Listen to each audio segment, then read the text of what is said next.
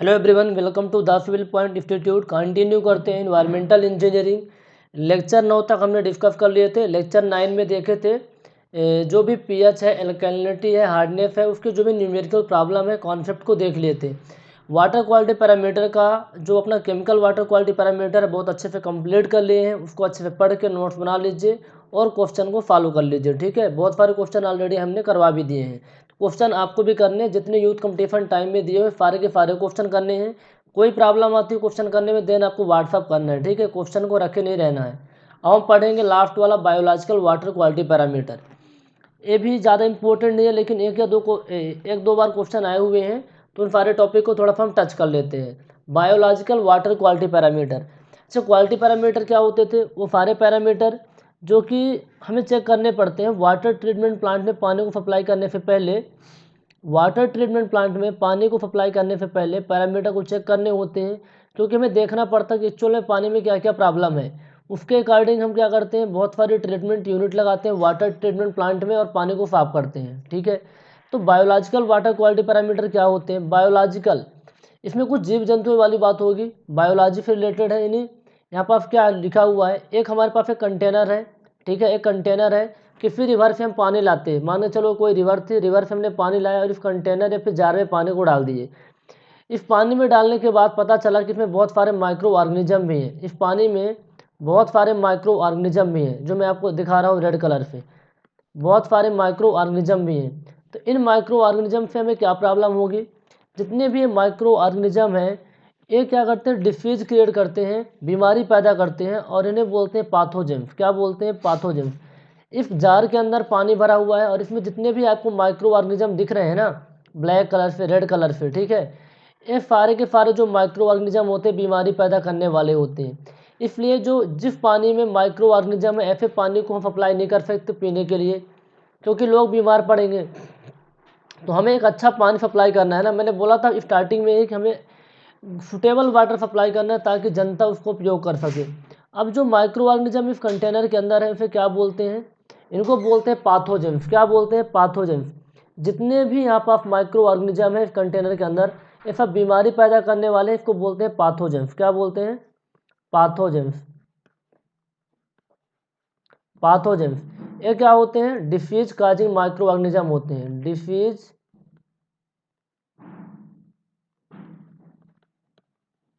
Causing micro organism होते हैं।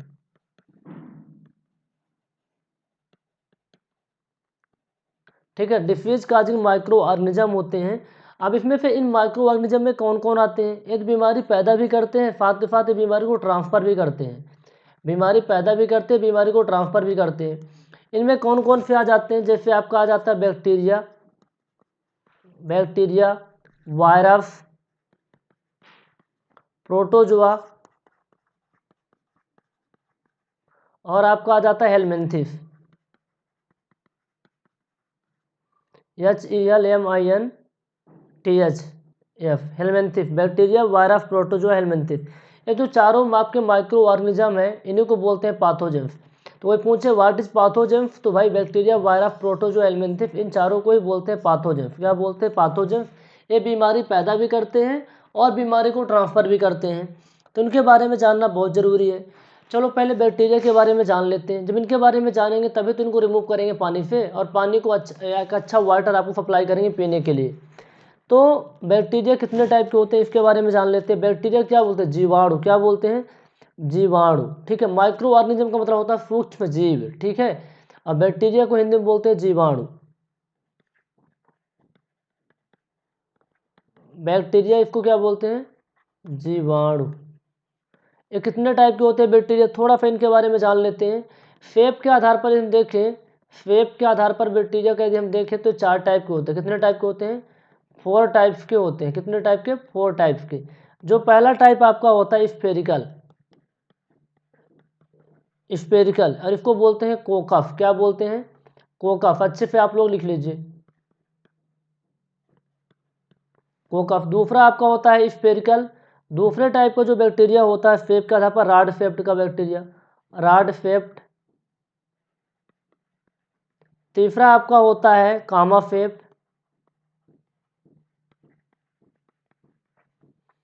Fourth में आता है स्पाइरल। इस टाइप के होते हैं, जैसे इसमें लिख रहा हूँ ना, इस टाइप के होते हैं शेप के आधार पर। जो स्फेरिकल होते हैं, जो बैक्टीरिया स्फेरिकल होते हैं, स्फेरिकल मतलब गोलाकार, उसे बोलते हैं अपन कोकस। जो राड राड टाइप में होते हैं, राड टाइप में, वो होते हैं बेफिलस बोलते हैं। क्या बोलते हैं? बेफिलस। जो कॉमा टाइप में होते हैं फिर विब्रियम बोलते हैं। क्या बोलते हैं? विब्रियम। और जो स्पाइरल होते हैं, स्पाइरल टाइप में, उसको बोलते हैं स्प्रीलम। स्प्रीलम। स्प्रीलम क्या बोलते हैं? स्प्रीलम। ठीक है। तो बैक्टीरिया 4 टाइप के होते हैं स्फेरिकल शेप के आधार पर, मतलब जिस टाइप के बैक्टीरिया का शेप है उसी तरीके का नाम दिया गया है। जो स्फेरिकल शेप का रहता है उसको कोकस बोलते हैं, जो राड शेप्ड का रहता है उसको बेफिलस बोलते हैं, जो कामा शेप का रहता है उसको विब्रियम बोलते हैं, जो स्पाइरल शेप का रहता है उसको बोलते हैं स्पिरिलियम। तो कोई प्रॉब्लम नहीं, इनको ध्यान में रखना है, नाम याद रखना है, दैट्स इट। अब इनकी वजह से कौन कौन सी बीमारी होती है? बैक्टीरिया से कौन सी बीमारी होती है? वायरस से। यहाँ से क्वेश्चन आते हैं आपके एग्जाम में। ठीक है, यहाँ पे क्वेश्चन आपके एग्जाम में आते हैं, कौन किस पाथोजन से कौन सी डिसीज होती है। तो आप 2 कॉलम बना के लिखिए बहुत अच्छे से। पहले कॉलम पे आपको लिखना है पाथोजेंस, पाथोजेंस। दूसरे पे आपको लिखना है डिसीज।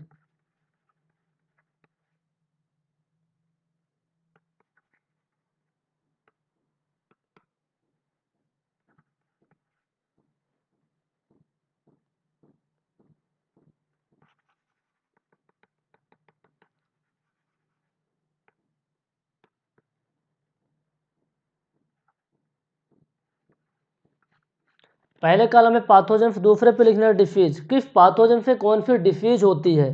पहला वाला पाथोजेंस आपका है बैक्टीरिया। क्या है? बैक्टीरिया। तो बैक्टीरिया से कौन कौन सी बीमारी होती है? बैक्टीरिया से टाइफाइड हो जाता है। टाइफाइड।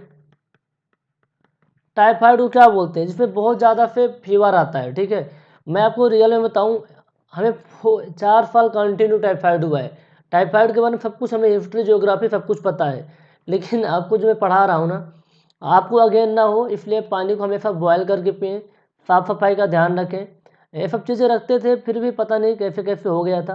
बैक्टीरिया और टाइफाइड। टाइफाइड से बहुत तेज़ बुखार आता है, बहुत तेज़, साथ ही साथ डायरिया भी होता है, दस्त भी होता है। ठीक है, और टाइफाइड जिसको होता है ना, पूरा अंदर से कमज़ोर कर देता है एक बार, और उसको, इस इंसान को रिकवर होने में बहुत ज़्यादा टाइम लग जाता है कई बार, जैसे कि हमको लग गया था। तो अब कंटिन्यूसली किसी को टाइफाइड होता है 3-4 साल तक, तो सोचो कैसी हालत होती होगी। बैक्टीरिया से क्या होता है? टाइफाइड होता है, इससे बहुत ज़्यादा फीवर आती है। लेकिन किस टाइप के बैक्टीरिया से होता है? किस टाइप के बैक्टीरिया से होता है, इंपॉर्टेंट है। इसको बोलते हैं ज्वर बुखार, हिंदी में कोई पूछे तो ज्वर बुखार। ठीक है। अच्छा, किस टाइप के बैक्टीरिया से होता है? Salmonella typhi bacteria.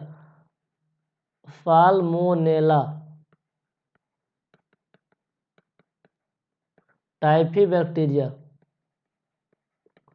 Salmonella typhi bacteria से टाइफाइड होता है। एक क्वेश्चन पता होना चाहिए, टाइफाइड बैक्टीरिया से टाइफाइड होता है, और टाइफाइड किस बैक्टीरिया से होता है? साल्मोनेला टाइफी बैक्टीरिया से। दूसरा क्या होता है प्रॉब्लम? बैक्टीरिया की वजह से आपको, बैक्टीरिया की वजह से आपको हैजा हो जाता है, कोलेरा। कोलेरा, कोलेरा को बोलते हैं हैजा। और इसको पैदा करने वाला, इसके लिए कौन रिस्पॉन्सिबल होता है? किस बैक्टीरिया की वजह से आपको हैजा होता है? Vibrio cholera bacterium. Vibrio cholera bacterium. Vibrio cholera bacterium, इससे हैजा हो जाता है। ठीक है, तो बैक्टीरिया से कौन कौन सी बीमारी होती है? टाइफाइड और कोलेरा। विब्रियो कोलेरा बैक्टीरियम जो होता है हैजा के लिए रिस्पॉन्सिबल होता है, और आपका टाइफाइड के रिस्पॉन्सिबल होता है साल्मोनेला टाइफी बैक्टीरिया। तो हमारे साथ साथ आपको याद हो जाना चाहिए। गाइस, आज इस लेक्चर में हम आपको बता दें कि लेक्चर को बहुत ही केयरफुली देखना है। ऐसा नहीं कि ध्यान कहीं और है, लिख और कह रहे हैं, वीडियो में कहीं और। तो ध्यान 100% कंसंट्रेट होकर पढ़ना है, क्योंकि लास्ट में हम आपको क्वेश्चन देंगे। वीडियो को पॉज करना है, खुद से जवाब देना है। यदि नहीं दे पा रहे हो तो अपने साथ धोखा दे रहे हो यार। हमें तो आप पैसे दे के पढ़ रहे हो, लेकिन अपने साथ धोखा दे रहे हो। अपने साथ धोखा दोगे तो काम बनेगा नहीं।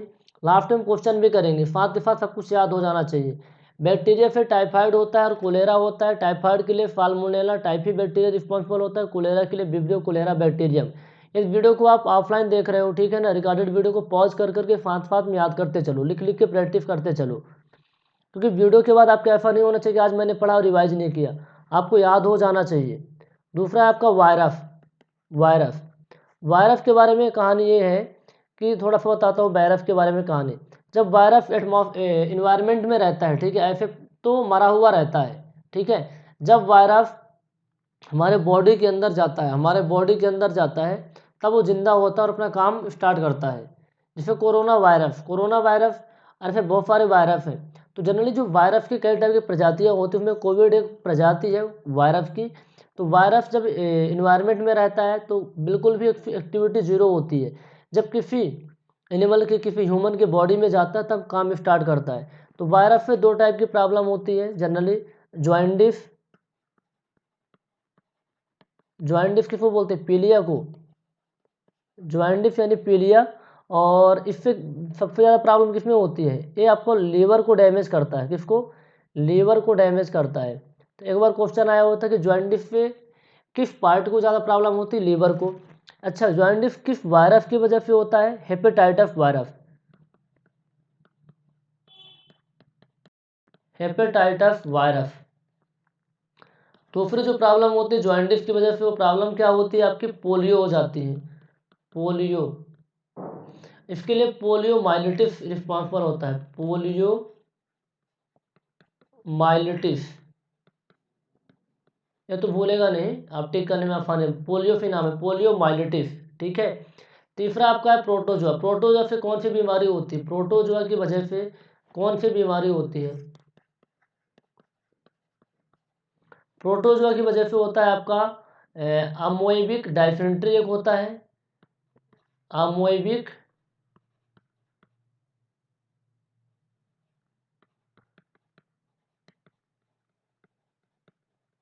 अमोइबिक डाइसेंट्री, ठीक है। इसको बोलते क्या? पेचिस बोलते हैं यार। क्या बोलते हैं? पेचिस। दस्त जो पड़ता है ना, उसको बोलते हैं अमोइबिक डाइसेंट्रिक, है ना। अमोइबिक डाइसेंट्री का मतलब होता है पेचिस, ठीक है। अच्छा, एम होगा यहाँ पास, AMOEBIC, अमोइबिक डाइसेंट्री। गैस की बीमारी हो जाती है ना। किसकी बीमारी? गैस की बीमारी। तो प्रोटोजोआ की वजह से अमोइबिक डाइसेंट्री, पेचिस और गैस की बीमारी होती है। लास्ट में आपका आता है हेलमिंथिस। हेलमिंथिस भी तो पाथोजेंस होता है ना। हेलमिंथिस, हेलमिंथिस की वजह से होता है कृमि रोग, वार्म, ठीक है। क्या बोलते हैं इसको? कृमि रोग। तो मैंने चारों जितने भी आपके डिफीज काजिंग माइक्रो ऑर्गेनिज्म थे, इनसे कौन सी बीमारी होती है, किस टाइप के बैक्टीरिया, किस टाइप के वायरस की वजह से होती है, मैंने देख लिया। क्विकली रिवाइज करो हमारे साथ। बैक्टीरिया होता है टाइफाइड की वजह से, बैक्टीरिया की वजह से टाइफाइड होता है। साल्मोनेला टाइफी बैक्टीरिया रिस्पॉन्सिबल होता है। बैक्टीरिया से कोलेरा होता है, विब्रियो कोलेरा बैक्टीरियम रिस्पॉन्सिबल होता है। वायरस से पीलिया और पोलियो, पीलिया और पोलियो, पीलिया और पोलियो। वायरस से ज्वाइंटिस यानी पीलिया, हेपेटाइटिस वायरस होता है। पोलियो के लिए पोलियोमाइलिटिस।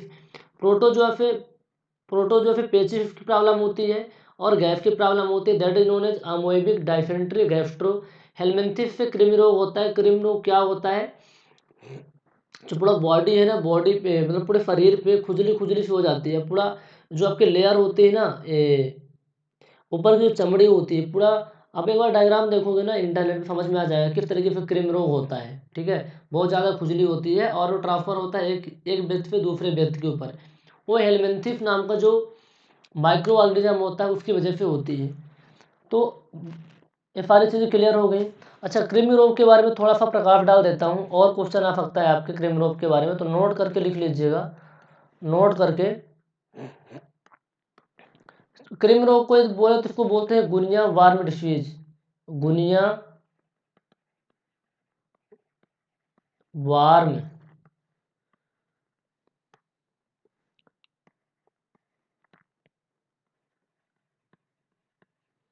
फाइट बोलते हैं GWD। क्वेश्चन पूछेगा GWD का फुल फॉर्म क्या होता है? गुनिया वार्म डिसीज। और इसका दूसरा नाम होता है ड्राकोन्टिएसिस। क्या होता है? ड्राकोन्टिएसिस।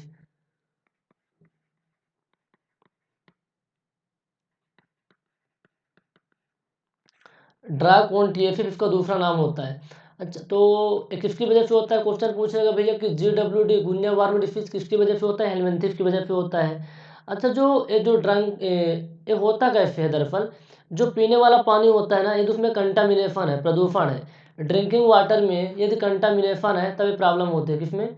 लिख लीजिए, ड्रिंकिंग पीने वाला पानी में यदि क्या है, कंटामिनेशन है, प्रदूषण है, कंटामिनेशन है, तब जाके प्रॉब्लम होती है। कौन सी प्रॉब्लम होती है? GWD। अच्छा, इसको रिमूव कैसे कर सकते हैं? जो अपने पीने वाला पानी होता है ना, उस पीने वाले पानी को फिर फिल्टर करते हैं, फिल्ट्रेशन। तो फिल्ट्रेशन के थ्रू इसको रिमूव कर सकते हैं, फिल्ट्रेशन के थ्रू इसको रिमूव कर सकते हैं। यदि फिल्टर वाटर को यूज़ करेंगे तो प्रॉब्लम नहीं होगी। ठीक है, तो ये तो समझ में आ गई बात।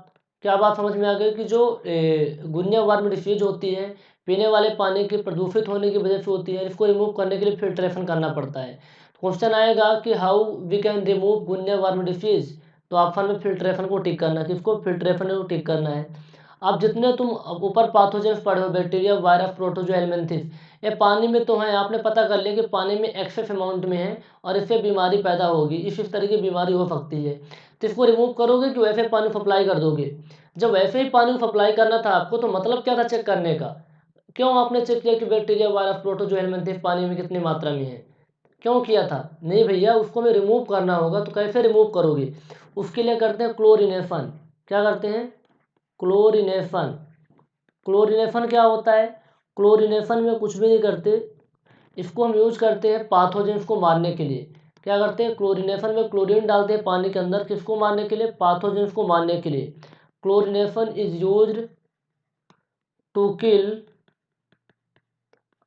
All the above pathogens. जो मैंने एबव पाथोजेंस डिस्कस किए हैं ऊपर, जितने भी हमने पाथोजेंस को ऊपर डिस्कस किए हैं, बैक्टीरिया, वायरस, प्रोटोजोआ, हेलमिंथिस, इनको मारने के लिए इनको मारने के लिए हम क्या करते हैं? क्लोरिनेशन करते हैं। क्या करते हैं? क्लोरिनेशन करते हैं। आ रही बात समझ में? तो क्लोरिनेशन हम क्यों करते हैं? क्लोरिनेशन से पाथोजेंस को मारने के लिए। तो जितने टाइप के क्वेश्चन बन सकते हैं मैंने सबको आपको बता दिया। तो एक क्वेश्चन बनेगा GWD, गुनिया वार्म डिसीज, किसकी वजह से होती है? तो गुनिया वार्म डिसीज किसकी वजह से होती है आपको पता चल गया। क्या पता चल गया? कि यदि पानी में प्रदूषित है, कंटामिनेशन है, तो उसकी वजह से होती है। इसको रिमूव करने के लिए फिल्ट्रेशन करना पड़ेगा। पाथोजेंस को मारने के लिए, बैक्टीरिया को मारने के लिए, वायरस, प्रोटोजोआ, हेलमिंथिस को मारने के लिए क्लोरिनेशन करते हैं, पानी में क्लोरीन डालते हैं। अब पानी में कितना क्लोरीन डालोगे, पानी में कितना क्लोरीन डालोगे, इसके लिए आपको जानना पड़ेगा कि भैया पानी के अंदर पाथोजेंस कितना है। ठीक है, पानी में 100 मिलीग्राम डालें, 200, 500, 1000 मिलीग्राम डालें, देखना पड़ेगा पाथोजेंस कितनी है। जितने पाथोजेंस होंगे उसके उसके अकॉर्डिंग अपन क्या डालते हैं? क्या डालते हैं? क्लोरीन डालते हैं। तो हमारे पास दो ऑप्शन है टेस्ट करने के लिए। How to deduct in which amount of pathogens present in the water, कितने अमाउंट में पाथोजेंस प्रेजेंट है वाटर में। ये तो टेस्ट है कि आप लैब पे टेस्ट करो, है ना, एक एक बैक्टीरिया, एक एक पाथोजेंस को आप गिनो, फिर गिन के देखो कि 1000 पाथोजेंस है, कितना डालना पड़ेगा। आपके पास इतना टाइम थोड़ी होता है कि आप एक एक बैक्टीरिया को, एक एक वायरस को आप गिनते फिरोगे। हम कोई डॉक्टर तो है नहीं कि पाथोजेंस को गिनेंगे।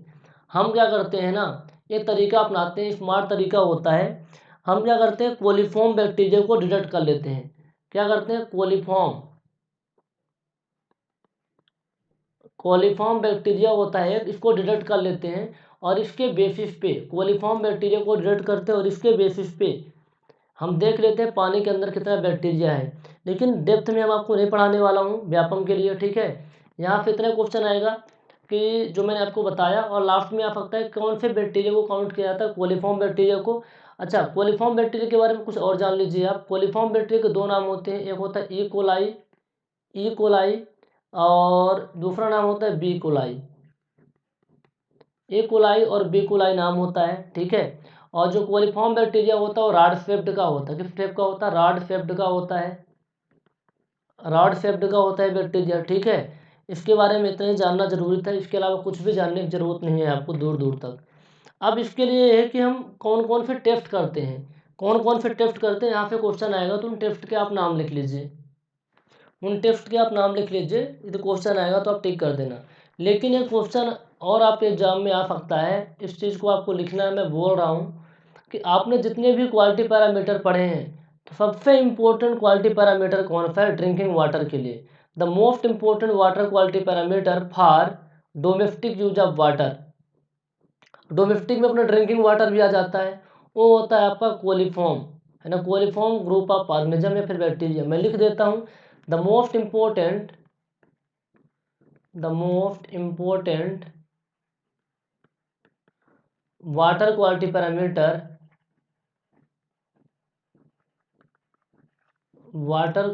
Parameter for domestic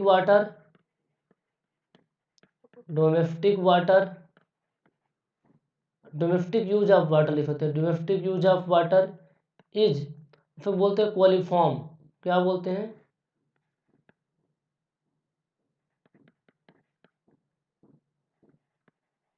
क्वालिफॉर्म group of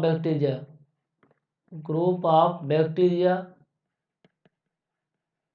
या फिर आप ऑर्गेनिज्म भी कह सकते हैं। ठीक है, क्योंकि कोलिफॉर्म एक टाइप का बैक्टीरिया ही होता है, इसलिए बैक्टीरिया मैंने लिख दिया, और ऑर्गेनिज्म में सब आ जाएंगे। तो सबसे इम्पोर्टेंट जो क्वालिटी पैरामीटर होता है पीने डोमेस्टिक यूज ऑफ वाटर के लिए, दैट इज कोलिफॉर्म होता है। क्या होता है? कोलिफॉर्म होता है। तो कौन कौन से टेस्ट होते हैं कोलिफॉर्म बैक्टीरिया को डिटेक्ट करने के लिए? उन टेस्ट के आप नाम लिख लो। Various test detect to count the population of coliform bacteria. तो वेरियस टेस्ट या फिर कोलिफॉर्म बैक्टीरिया को डिटेक्ट करने के लिए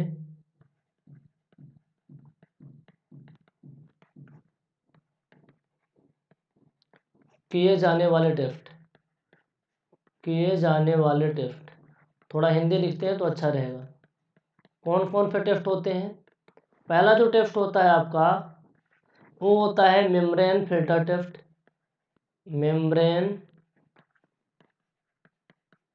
फिल्टर टेस्ट। दूसरा आपका होता है MPN, most probable number test.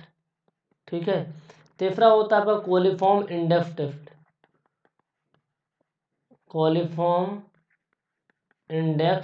Test.